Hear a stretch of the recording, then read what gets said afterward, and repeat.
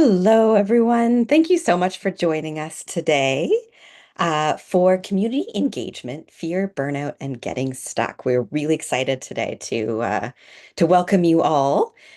We just have a few announcements as we get going today. So we have our land acknowledgement. Now, Turtle Island, which we are joining from today, some of us, has been home since time immemorial to the ancestors of First Nations, Métis, and Inuit peoples. We recognize that in this territory, Indigenous rights holders have endured historical oppression and continue to endure inequities that have largely resulted from the widespread failure of non-Indigenous treaty people to hold up their responsibilities. So I would encourage you all to share whose lands you're joining from today. We also have an African ancestral acknowledgement, and I'll read that out now.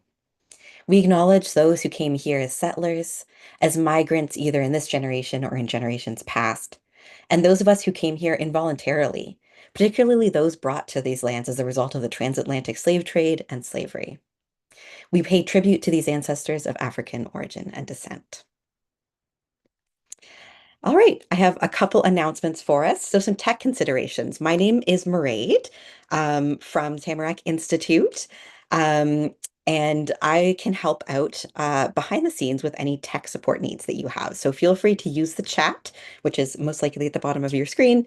You can send me a private message if you need any help with anything, and I'm happy to help. We will also be giving you a full recording of this call, as well as any of the slides that are used, links and resources that are shared in the chat. And that will be in an email probably about 1 to 2 days after this call. We would also really encourage you to add questions for the panelists. There's a Q&A button at the bottom of your screen. If you can't see it, sometimes it's in the More section.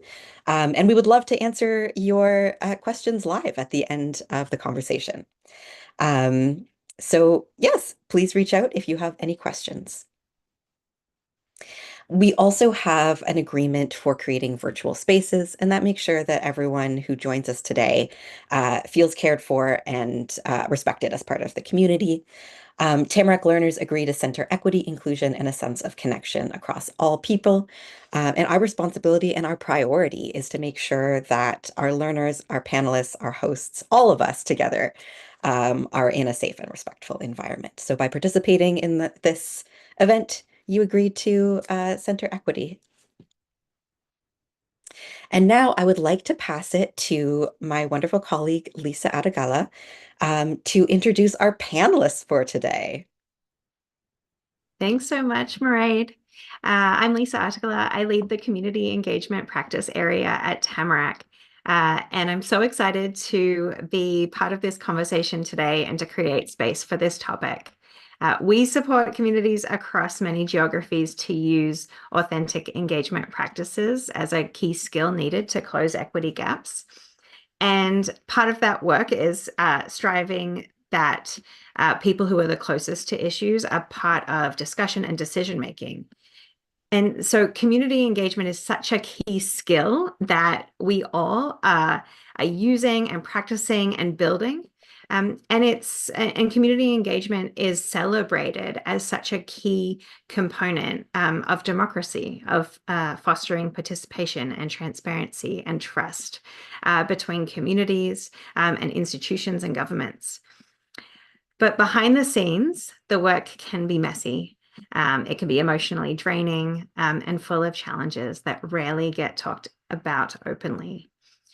Things like, what do we do when a situation gets heated? How do we respond to challenges or accusations? How can we manage control or resist the urge to tighten control? How do we care for ourselves as practitioners doing this work? So the goal of this webinar is to talk about these tricky engagement scenarios openly so that you and we as engagement practitioners can feel more supported. And so I'm so excited to welcome Max Hardy and Michelle Weston.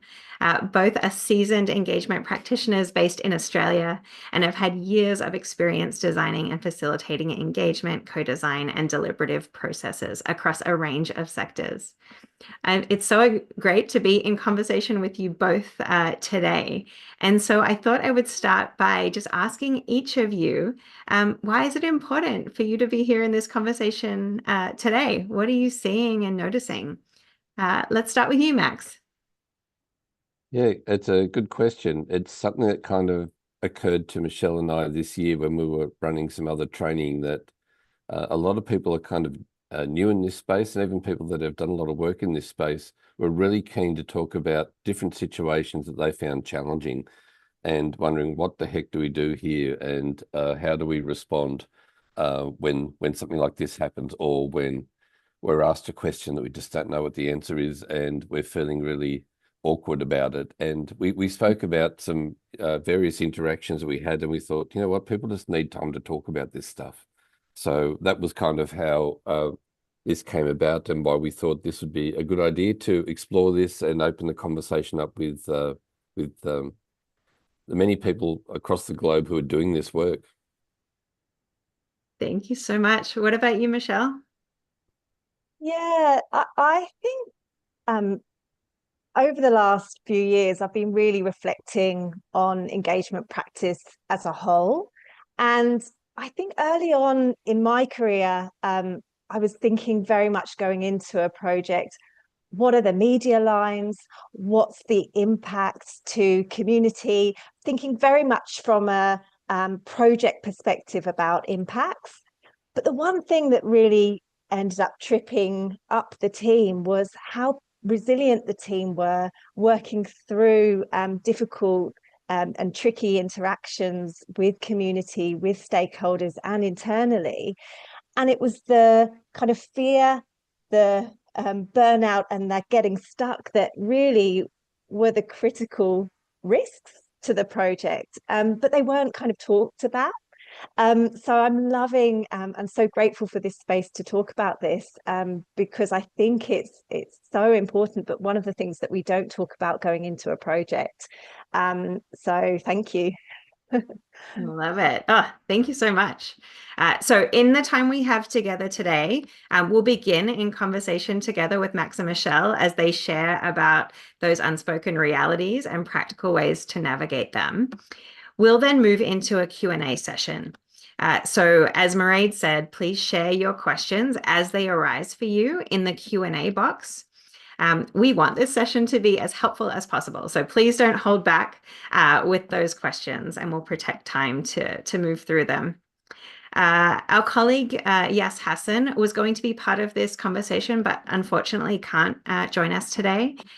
Yas brings a specialty in conflict transformation and somatics, which is how things feel in our bodies and how we can use awareness and movement to improve our well-being. So while we'll miss Yaz's insights today, you can catch Yaz discussing conflict on a webinar that Mairead will share the link to in the chat box. And Yaz is also leading a workshop on conflict next month. So those are opportunities to work and hear from Yaz. So let's jump right in. There's a notion that good engagement doesn't involve tension or high emotions. That a good engagement is where everything goes kind of according to plan, or at the end, we might breathe a surprise sigh of relief that things didn't get overly heated. And I think we want to challenge that assumption.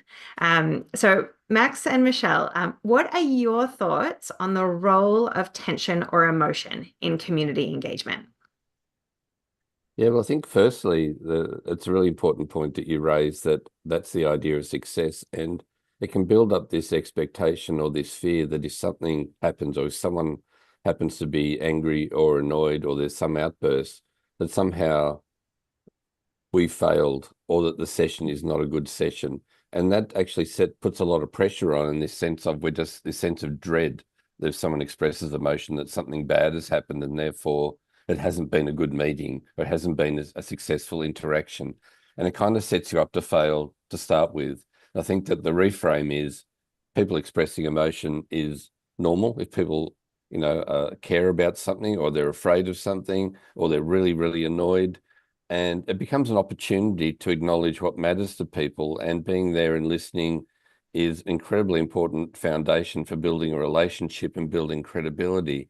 And so, instead of asking at the end of a meeting, do we get through that one on time and unscathed?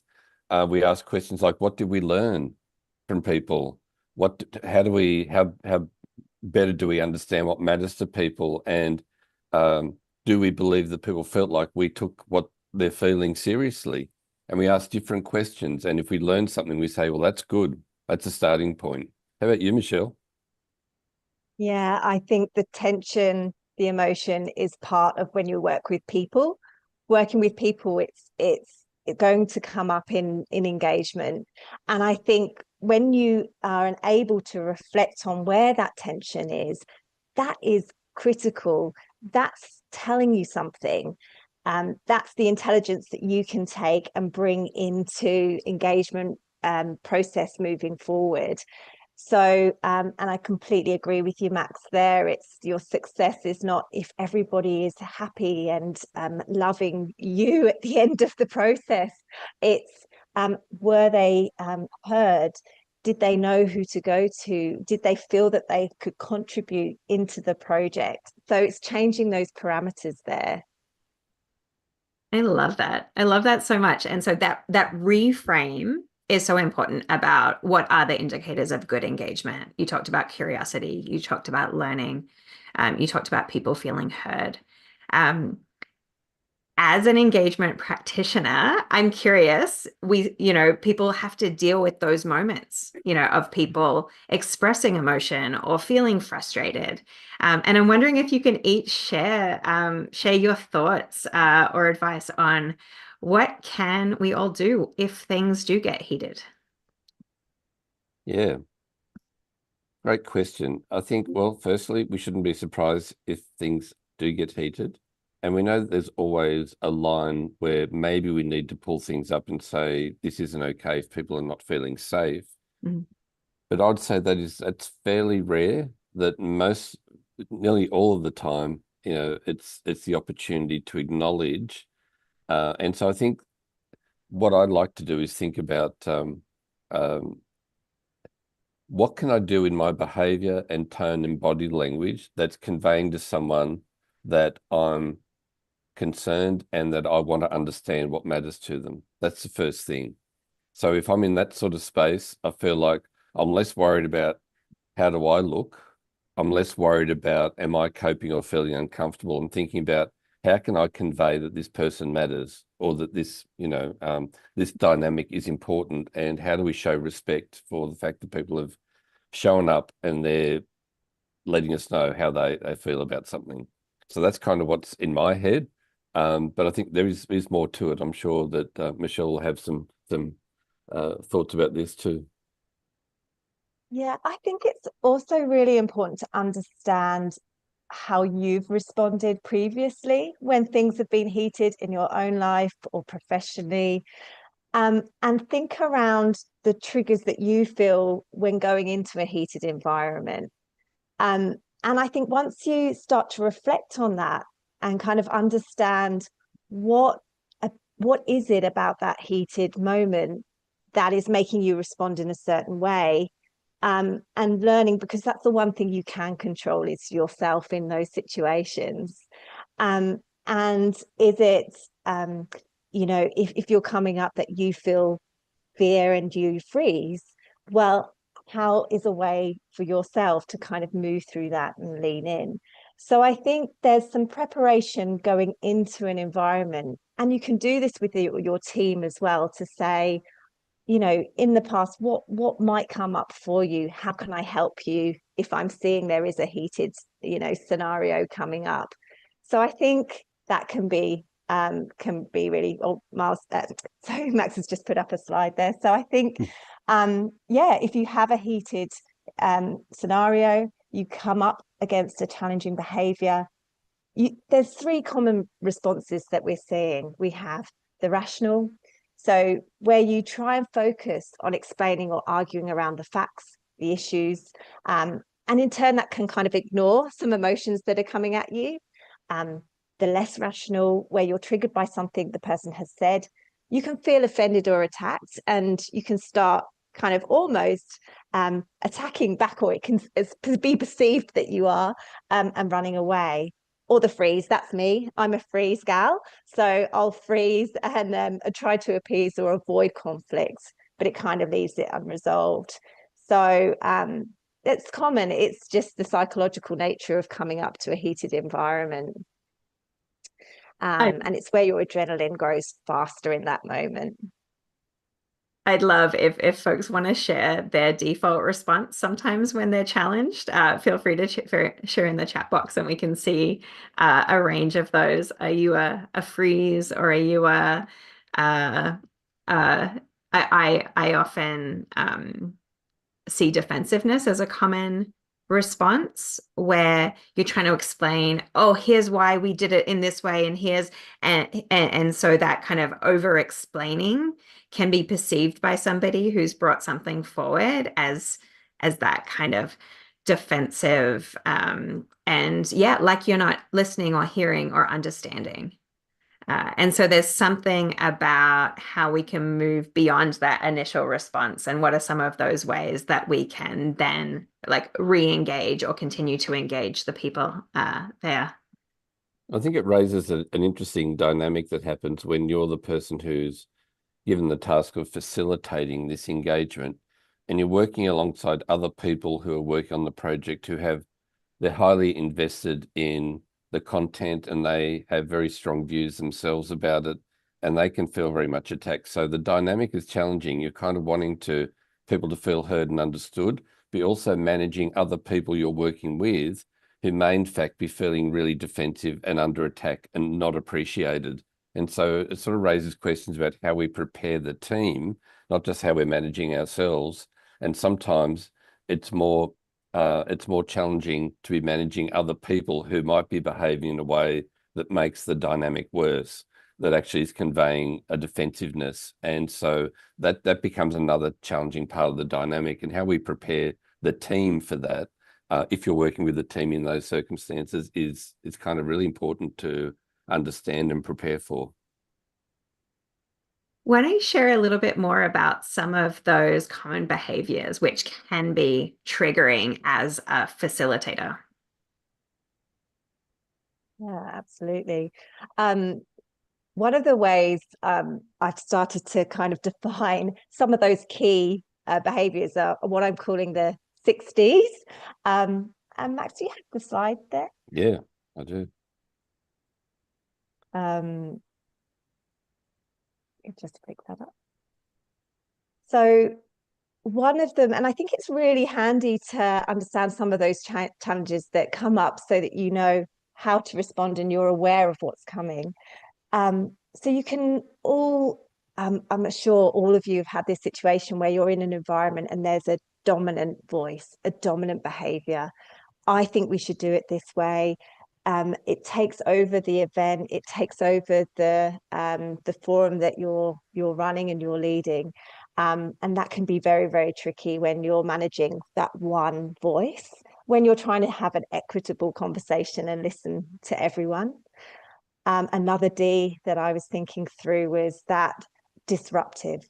Wait, let's talk about something else. Let's go somewhere else rather than the topic. And that as you've gone in, you've got your list, you've got your criteria that you know that you want, and someone wants to talk about something else. How do you navigate through that and gently guide them back? Distressed. Through traumatic events, traumatic situations, where you're working with people who are deeply distressed, either about the project that you've been working on, but it could be something else that's going on in their life that they've come into, and you're the first person that they've seen, and it's just too much for them. Distrust. So distrust in maybe potentially the organization that you're representing, the process that you've run, and you might hear, this process feels rigged. It feels, I don't trust you. And all of that emotion that comes when someone doesn't trust a process or trust you or the organization can be really tricky to navigate as well. Disrespectful, that's a ridiculous idea, and other words that I won't use on this webinar that you may hear, and how you're confronted with that and how you feel when that comes to you, and how you can bring people down in terms of emotion and meet them where they're at too. And one that I've added here that often I forget about is when people are completely disengaged. And I haven't sometimes gone into an environment thinking everybody cares about my projects as much as I do. And actually, they're more completely disengaged and haven't really heard what you've got to say. When's lunch? Oh, what did you like about the project? The food. And that can be really hard and can be really disheartening, especially if you've spent so much time. And then the trying to help the team through something like that as well. So any other behaviors I'd love to hear as well that you're thinking that you come up against that you think, oh, would be really good to think about how to navigate through. And these behaviors, like these are the things that we see, right, and experience. But for that person, that's just kind of that outward looking, and there is likely so much more behind that and before that. Max, do you want to share about what you've noticed? Yeah, I think that in terms of the nice way to respond, I think that I think a very common thing in these meetings is the need to try and reassure or to over-explain. I noticed some of the comments in the chat that some have the tendency, it's easy to want to go into explaining too much or to correct people that you think might have made a mistake. And basically it's about saving our skin and trying to feel better about ourselves in that moment. And I just find that what's really helpful is focusing on how do I want this person to feel at the end of this interaction. I want them to feel heard. And so I think that it's interesting that one of the tendencies sometimes in these moments is to even if you want to try and stay so calm that and to let people talk, but you're really focused on looking really, really calm and composed. And composure is important, but sometimes it can convey, I'm not interested.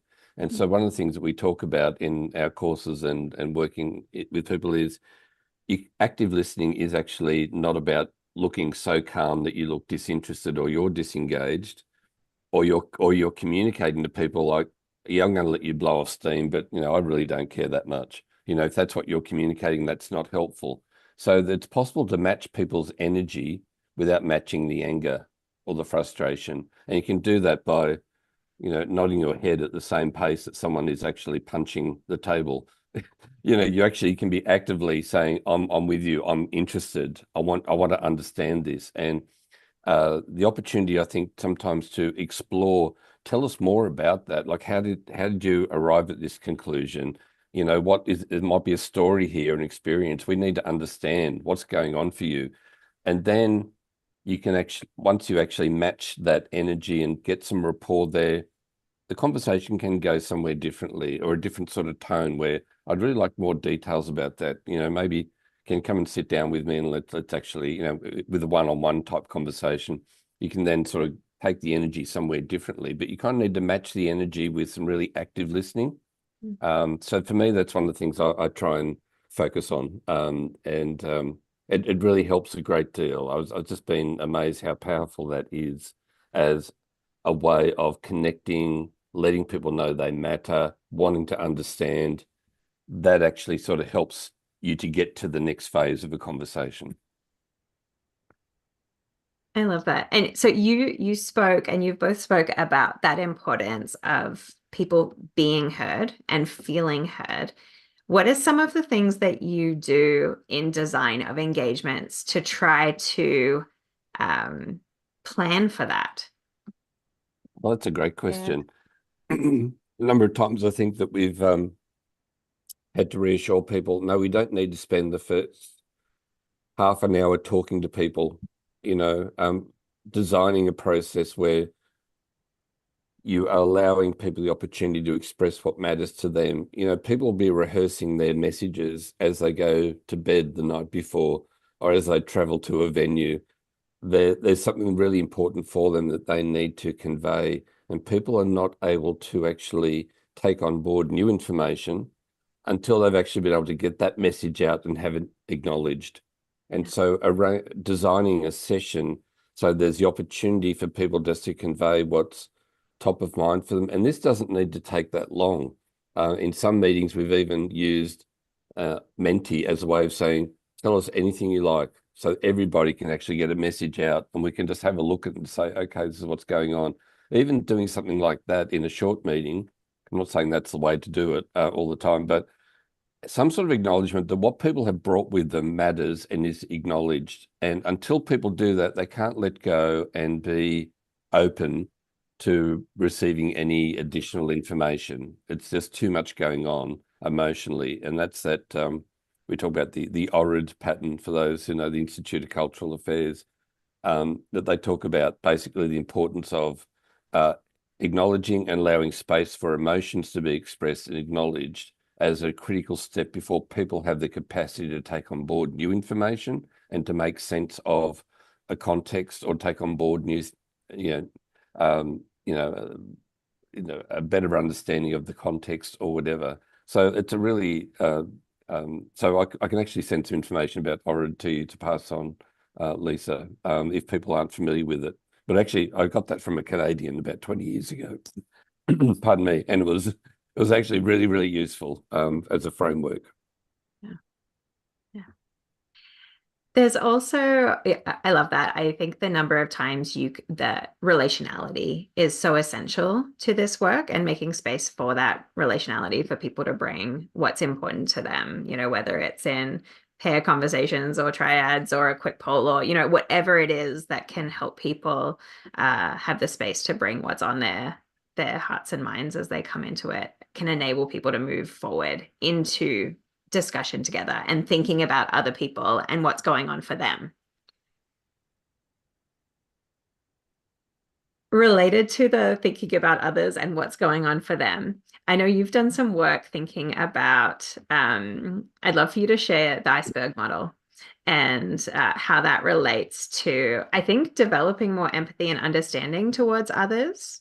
I always think about, as an engagement practitioner, when we care about the people there and when we can understand them more, we're more likely to not have some of those initial responses around defensiveness. Yeah, go ahead. Yeah, yeah, Michelle and I developed this just through conversation. And what we realize is that often our focus in the moment is just on the interaction and how we're dealing with that particular moment. But one of the things that can help us a bit is, and to take pressure off ourselves in the moment, is there's a lot more going on behind and underneath that interaction that we need to be aware of. And there are some factors that are outside of our control, and let's acknowledge them. There are external factors that have led to this that's got nothing to do with us or that moment. It's, the broader societal things that are happening. It could be a flood event and people, like we're not, so there's external things that have happened. And underneath that is kind of, it's our own past experiences that we're bringing, but people are bringing their own past experiences to that moment. It's our own self-awareness, our own emotional triggers, and also other stuff that might be happening in our lives that is a factor. Yeah. There's some contextual matters around the physical environment, time pressures, organizational pressures, and interpersonal dynamics. So there's a lot actually going on that isn't actually visible. And this is a way sometimes of just appreciating this means it can take pressure off us thinking it's up to us to manage and to fix everything in that moment. Like there's a lot going on. Yeah. And, it's a bit, I sometimes talk about also like a helicopter view. Let's actually have a look at what's going on. There are other things at work here. And any way of trying to shortcut or to assume that this interaction is just all about what's happening in this moment, and that we just need to deal with what's on the surface, and we're missing a whole lot of stuff that are dynamics that have led to this kind of event or this moment. And just being curious about these things can sometimes take the pressure off us, or I'd say nearly always takes the pressure off. The stepping back, what actually is going on here? This is something to unpack, and it's about showing respect for the moment. So it's about not making assumptions about people who might be really distressed. We make an assumption, oh, this person is just a dominator, a strong personality, or a nuisance. And we find out that they've experienced a death in the family recently and somehow related to the issue you're talking about. I just remember a story about a road and someone really concerned about how a road was going to be upgraded and when that would happen. And other people in the team were just basically writing this person off as if they were feral and rude and disrespectful. And we found out that a family member had died on that road 2 months ago. So how do we show respect in that moment? How do we not jump to conclusions about what's driving behaviours? There's a lot going on. We need to show respect for that. What are your thoughts, Michelle? Yeah, I think this is a really good slide for planning and for reflection as well. So when you've got to the pointy end, that top of the iceberg, where you've witnessed or been part of of that kind of interaction, what has happened? Often what I've come across in interactions, you'll actually find out that people have had such a poor experience previously, and it might not even be within your organization. It might have been another government organization or another not-for-profit organization that they have worked with, that has absolutely nothing, but something has come up for them. So I think around this, you can really start to ask those strategic questions. I know that somebody on the chat said, I love the more, tell me more about that. What I've uncovered sometimes is potentially an organization has 20 years ago potentially ripped out some very important trees behind somebody's property. And you're the first person they've seen in 20, 30 years asking them about something else, and it can all come up for them. So it's about really understanding and digging beneath the surface there. And I love what Max said there around it does take that pressure off. You haven't failed if that comes up. Actually, it's all information. So it's having that empathetic approach when that happens. I know, Michelle, you have such a great kind of list of ways to prepare or ways to respond in those moments. Can you share more about some of the things that you do or that you support others to do, when you're in that moment?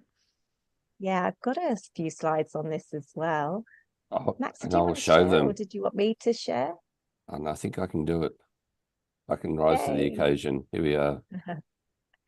So everyone will have their own ways to try and ground themselves when that situation does come up, when you're up against a tricky interaction, one that you're being particularly fearful of as well going into.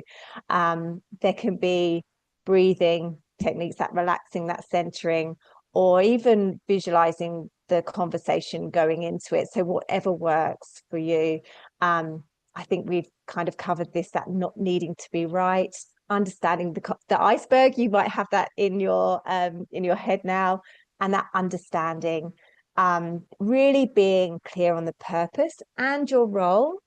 So really keep going back to your role in that process as well.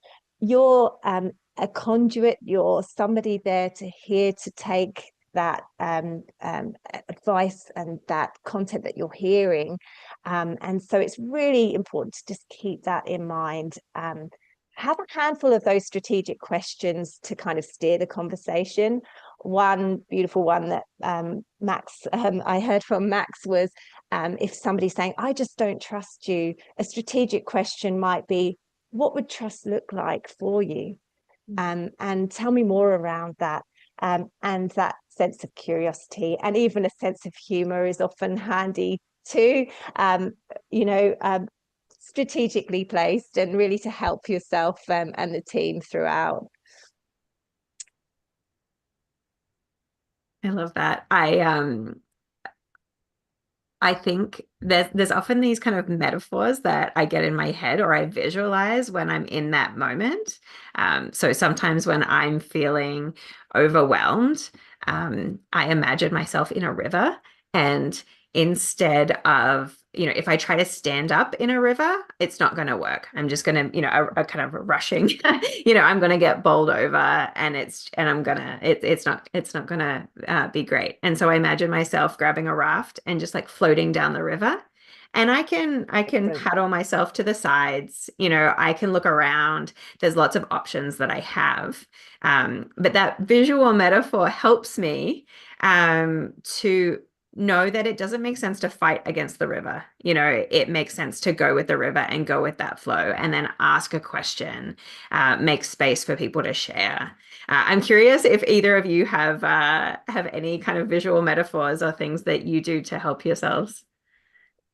Yeah, I love your metaphor, Lisa. I actually think it's a lot better Right. than mine. But one that I've used, having played a lot of cricket as a youngster, is just to imagine that someone seemingly attacking me or the process, that it can, if I basically just stand there, that cricket ball's going to hit me. And so it's this metaphor of letting it go through to the keeper. So it's the ball that could get you out, but it's not going to bowl you. So you just need to let it go to the keeper, let it go through and stay away from it. And kind of imagining that means I don't feel like I have to defend or counter that ball. I can just let it go. And so that's kind of a metaphor that I have found helpful, so that I'm not sort of taking every accusation or perceived threat or any sort of criticism too personally. And I think having these sorts of tricks kind of and sort of working out what works for you, I think it's a very personal thing. And so it's great that you worked out one that works for you, Lisa. I think it's really helpful, because in that moment, it's really easy, I think, just to feel like our body's been drawn into this and I'm feeling under attack. And I know I'm aware enough that my behavior here is not actually helpful in this moment.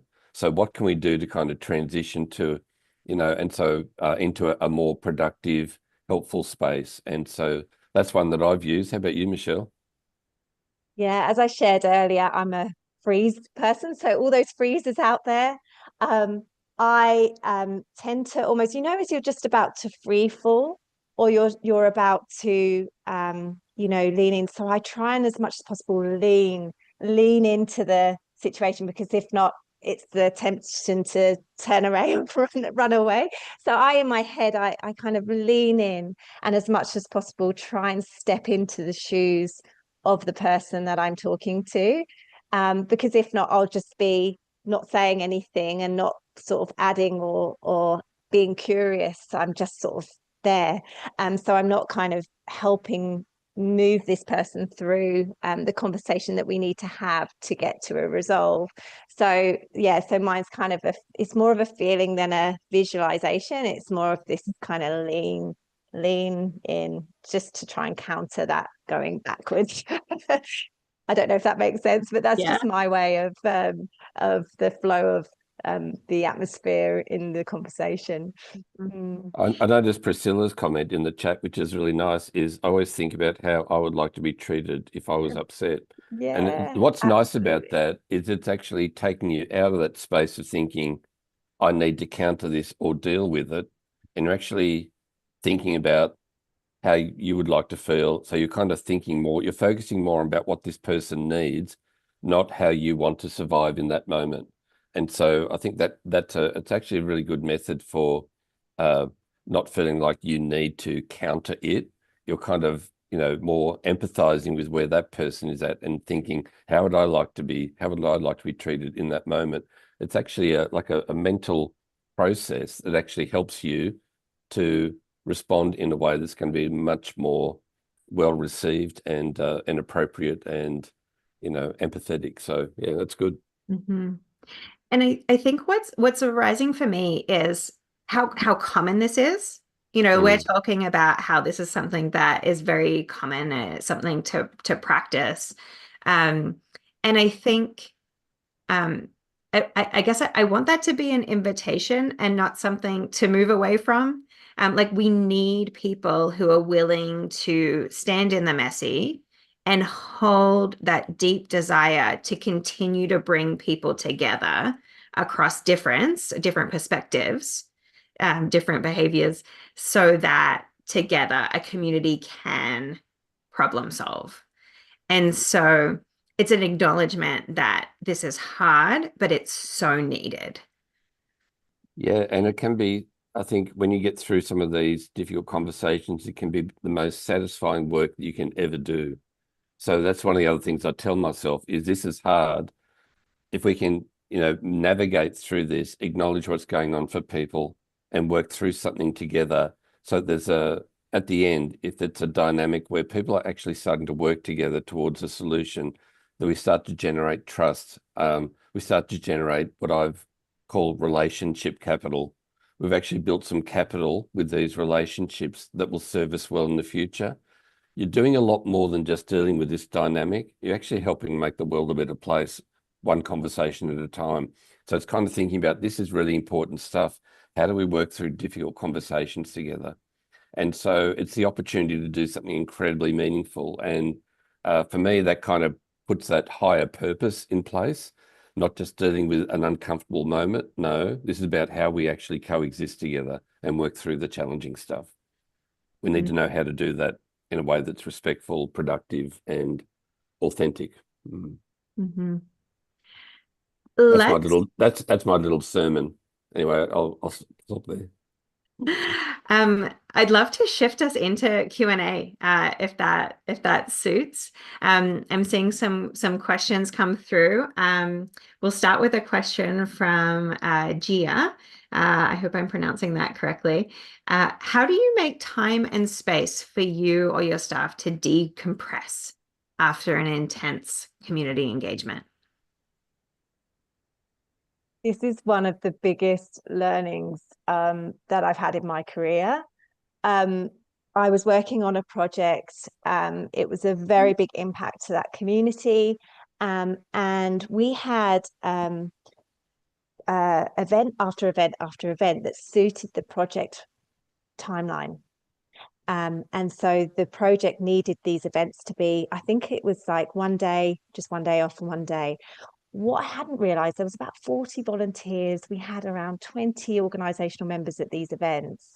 And it was getting the outputs that we needed. What I hadn't planned for was that decompression, that overload of it was traumatic conversations that people are having, and the technical experts at these events hadn't had that time to decompress.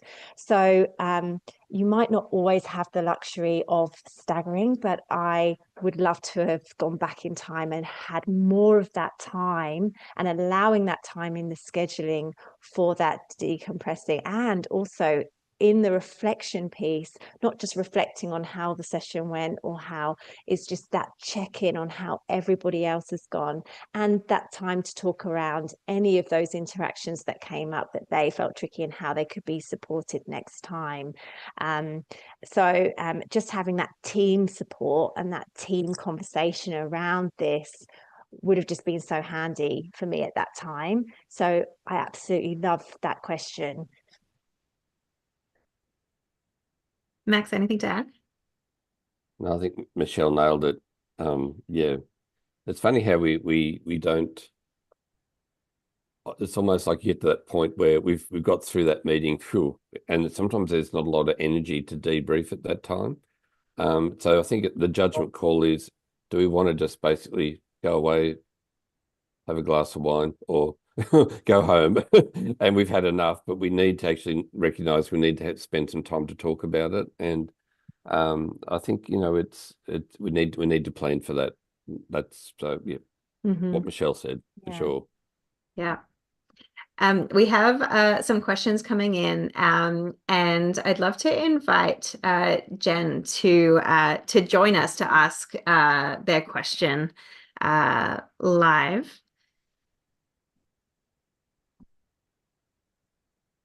We'll check how quickly. Yeah, I see you, Jen. Hi and welcome. Hi, can you hear me all right?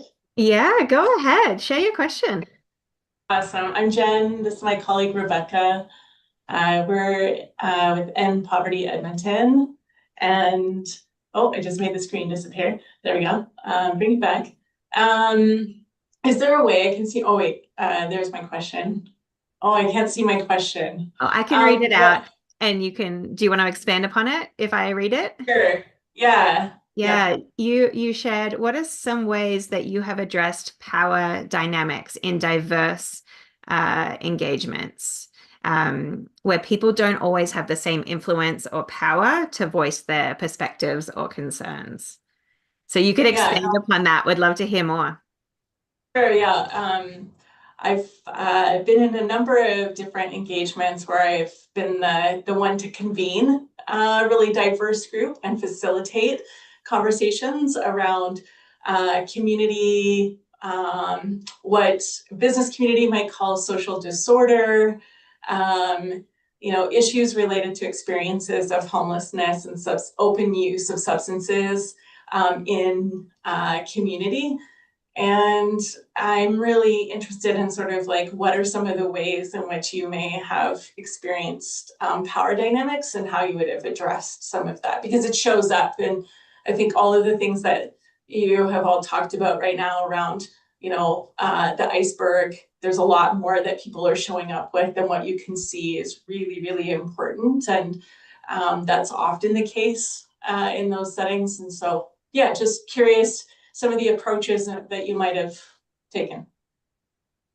Yeah, I think this is something that we probably experiment with, uh, and I think there are different ideas about doing it. So one is, the first thing I think is just recognizing there is a power differential. And if you're running the meeting with the expectation that everybody has an equal say, equal voice, just because you announce that's the way you want to run the meeting, doesn't mean that's what's going to play out. So there's a few things. One is that I think there are opportunities to have small group conversations, which might make it a bit safer for some people to have a say.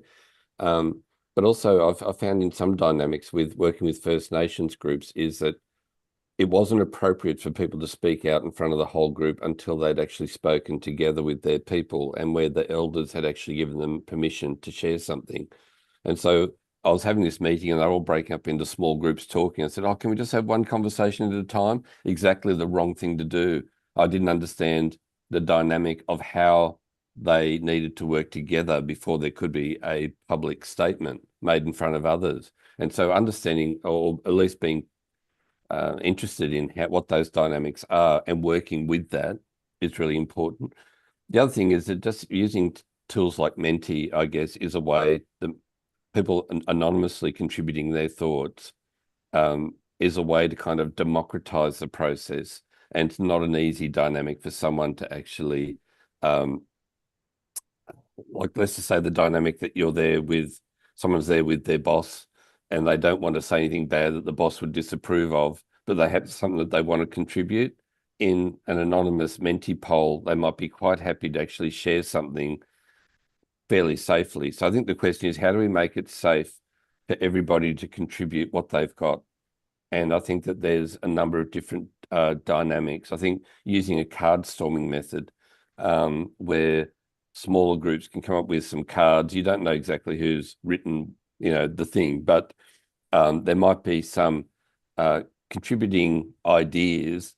And when you sort of put them up on the wall and you theme them, it's a way of kind of respecting everyone's contribution. So I think there are different methods for doing it, but I'm not saying that there's any one right method, because I think we need to understand what is that power differential and why is it unsafe for some people. And sometimes the meeting is just the wrong place to do it.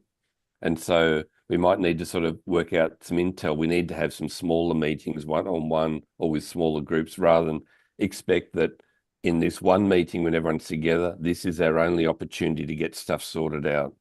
And it may not be. So that's just a few. I don't know if that helps, but it's challenging. Michelle, do you got some wisdom to bring here? And Lisa, I know that you would too. I think even asking the question, and bringing that to planning is excellent.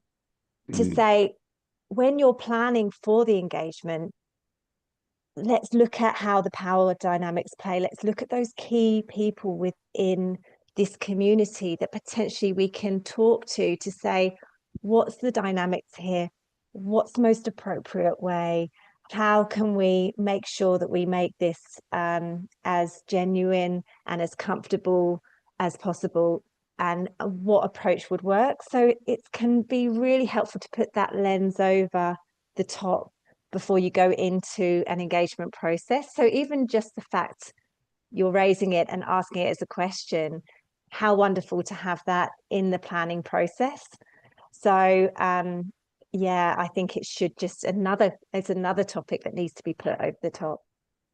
Yeah, I love that the call to not know an answer. We don't need to know exactly the right thing to do, but we can know how to build relationships and ask. So I can share just a quick example. I was working with a group of youth, and it was a session together with youth and like executive directors of youth serving organizations. And so there was this power difference. The youth didn't want to come. They're like, "Oh no, I'm not going to that meeting." And everyone's like, "We need your voices." And so we had a conversation about what would make you feel comfortable. What kind of like agreements do we want to make about how you participate? And so we agreed that we'd always hear from youth before hearing from somebody with a formal position or title, because it was harder for youth to speak afterwards. And so having them speak first was an agreement we came up together. But I don't think I could have made that choice on behalf of the youth or even known that that would have felt comfortable. So that like asking and learning together about what to do, I think is such a great action. That's Yeah, I love brilliant, that. Lisa. I think that's Your part of that responses. whole the planning that Michelle was referring to that you did there. I think there's a definitely an opportunity to co-design the process with some key people before, rather than you as the person to have the magic solution for all the dynamics in the room.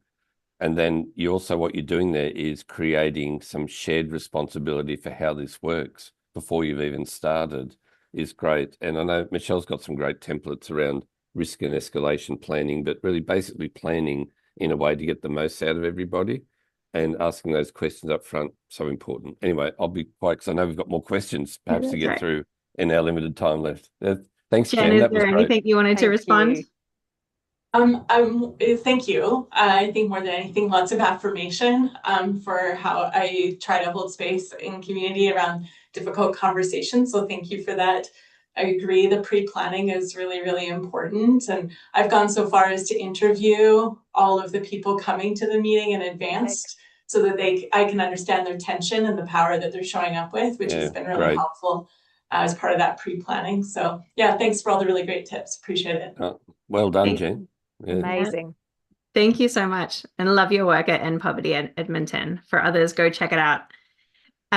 We have two other questions that I think we could probably combine in one round of response. From Adishi, how do you hold tension instead of adding to it or dismissing it while engaging community about a different topic? And then the other question from Maria is around how much are you responsible for keeping people safe from each other? And how do you respond to conflict that is potentially old or plays out in the situation? So there's a question about a moment in time and holding that tension and responding to that. So when do you hold attention? Wow. When do you respond to attention is how I would bring those together. Great questions. Wow, we need an hour to explore those. One of the things around that I would just say about how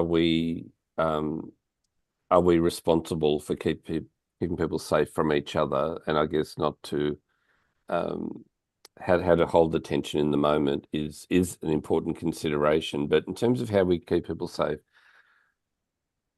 this isn't the total solution, but one of the things that I try to do in preparing for meetings is talking with people who might be key opinion leaders and to get a bit of a sense about building a bit of a relationship with them so that they're actually aware that we need to actually make this meeting as productive as possible, and that frequently people will complain that they never hear from people from this organization. But perhaps the reason they don't come is because they feel attacked every time they attempt to have a conversation. So what can we do to make it safe for people who feel uncomfortable about fronting a group? So there's a bit of planning that can be involved, and I found this has been incredibly useful. And even starting a meeting, I'll often say something like, it's up to all of us to make this meeting safe for everyone.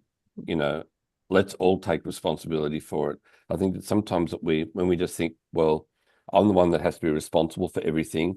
You lot can behave however you like, and it's my job to try and keep you under control. And that's why I never talk about ground rules as ground rules. I tend to say, how do we want to work together? And let's all take responsibility, because if people want to actually ruin the meeting or make it so unsafe that we have to call it off, I can't control that, but we might have to call the meeting off if it gets too heated. But let's all take responsibility for making it work. It's an invitation for everybody to step up and to say, let's make this as productive as we can. Let's all take responsibility for that. And I found that that actually tends to set the scene for a more adult interaction. It may not always work, but I find that helps a great deal. Michelle, I'm sure you've got some thoughts about this. I think you've really nailed it in terms of that setting up. I absolutely, love that. The other thing just to bear in mind, if you work for an organization, you might have a code of conduct, or you might have some staggered staging in terms of escalation, where you do have to close down that conversation.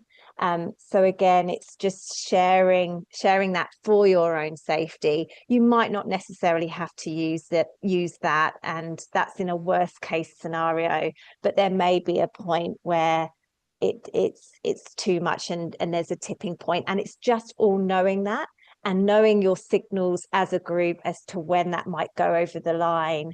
So, and I've got some templates around that as well as risk and escalation. What is the tipping point where we do have to, the tension's too much, it's escalated, and the situations to move it forward. I love that. And I'd love to close this question by saying it's exactly our role to hold attention and name attention, like to say, I hear this and I hear this, and both things are true, and validate that. I think that's completely within our role. So holding that tension is good and welcome. Yes, we are at the end of time, and Michelle, you referenced a bunch of templates, and so as we close out, just want to hear share some invitations to people to continue this work. So I'll hand to you, Mairead, to share a few quick announcements. Yes, thank you so much, Lisa. So we have two pieces to announce to you all. So one is an online workshop led by Max and Michelle. So we will add also the link in the chat in a minute, but we encourage you to learn more through this workshop. We also have a slide to share, Mairead? Oh, I'm not sharing my screen. I'm so sorry. I'm looking at it. Wonderful. I think that visual will help folks. Yeah, go ahead. There it is. Here it is. So yes, here is the slide, navigating tricky interactions, and it's an online training. I also share in a minute a link where you can get your tickets in the chat. So that is one. Wonderful. Just Max and Michelle, if you want to say a word about this, you've designed it specially for folks who want to continue this conversation. Do you want to say anything more? Yes, very much so. It's very much exploring this, really looking at your own personal roadmap, as we're calling it, for tricky interactions. And we also run through some real life scenarios as well. So really looking forward to continuing this conversation and providing some tools, tips, and more templates for you. I love it. And there's time for practicing some strategic questions to get unstuck when we feel stuck. So it's very practical and hands-on. Anyway, yeah. Back to Mairead. Fantastic.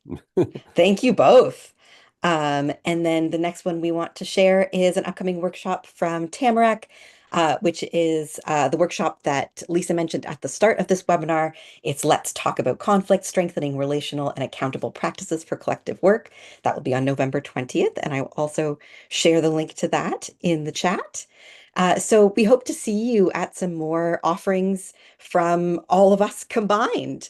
Max and Michelle, thank you so much for chatting with us today. As you can see from the chat, it was really resonating with folks. And all of you who are joining as attendees, we really appreciate it. Thank you for joining us on camera, through text. We are so happy to have you all, and thank you for those wonderful messages. And we hope to see you soon. Have a wonderful day, everyone. Thank you. Thanks so much. Bye-bye. Thank you. Bye all.